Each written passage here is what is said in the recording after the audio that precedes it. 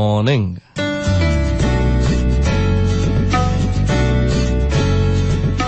માંદા તો પડવું જોઈએ. બીમાર પડો તો ખબર પડે કે હેલ્થની વેલ્યુ શું છે. ગઈકાલે આ વાક્ય હું બોલતા તો બોલી ગયો એક કોન્વર્ઝેશનમાં.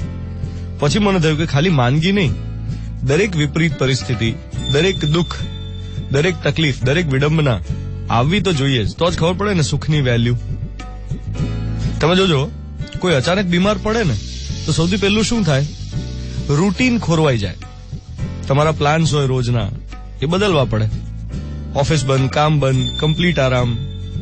તમે ઓવર બિઝી રહેતા હો ને તો બ્રેક મળે. અને એ બ્રેકમાં રિયલાઇઝ થાય કે યાર પર્સનલ લાઈફમાં નાની નાની વાતોમાં વધારે મજા છે.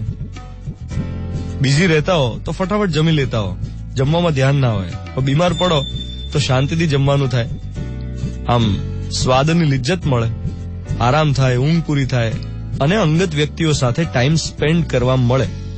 નાની નાની બીમારીના આ બેનિફિટ છે. અને મોટી બીમારીમાં આખો પર્સપેક્ટિવ જુદો. એમાં તો ખબર પડે કે કોણ ખરેખર આપણને ચાહે છે. મોટી બીમારીનો બેનિફિટ આ છે કે કોણ ખરેખર આપણને પ્રેમ કરે છે, કોણ ખરેખરના સગા છે અને કોણ વાલા છે. એ લોકોની લાગણીનો લિટમસ ટેસ્ટ એટલે મોટી બીમારી. અને એથી વિશેષ આપણે આપણી બોડીને, આપણા માઇન્ડને, આપણા વ્યક્તિત્વને કેટલું સિરિયસલી લઈએ છે એનો પણ આપણને ખ્યાલ આવે. લાઈફ પ્રત્યેનો આખો એટીટ્યુડ ચેન્જ થાય. મોટી બીમારી થાય ને તો એમ થાય કે અરે યાર આ બધું શું પૈસા ને પ્રોપર્ટીની પાસે દોડ દોડ કરતા હતા, વેસ્ટ હતું. એટલે અમુક વસ્તુઓ કેટલી આમ અહેતુક હોય છે, ક્ષુલ્લક હોય છે, આપણને રિયલાઇઝ થાય કે આપણે ખોટું આની પાસે દોડ કરતા હતા. પછી પાછા ઠીક થઈ જાય ને એટલે હતા એવા ને એવા. અરે એનો મતલબ એ નથી કે માંદા પડવું, એવું નથી કહેતો. આ તો બીમારી હોય તો એની બ્રાઇટર સાઈડ દેખાડી રહ્યો છું, નાની કે મોટી.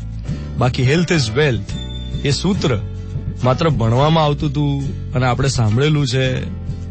એ કઈ આમ પોથીમાંના રીંગણા પ્રકારનું સૂત્ર નથી. એને એકચ્યુઅલી અપનાવવા જેવું છે. સૌથી મોટી વેલ્થ એ હેલ્થ જ છે. અને એના પર જો તમે કોન્શિયસલી પ્રયત્ન કરતા હો અને હેલ્ધી રહેવાનો ટ્રાય કરતા હો તો તમારા એફર્ટ્સ માટે તમને સલામ. I am sure you are happy with yourself. 7:12 થઈ રહી છે. 18th એપ્રિલ 2018 બુધવારની સવાર. હું છું દ્વાનિત તમારી સાથે. Good morning my dear.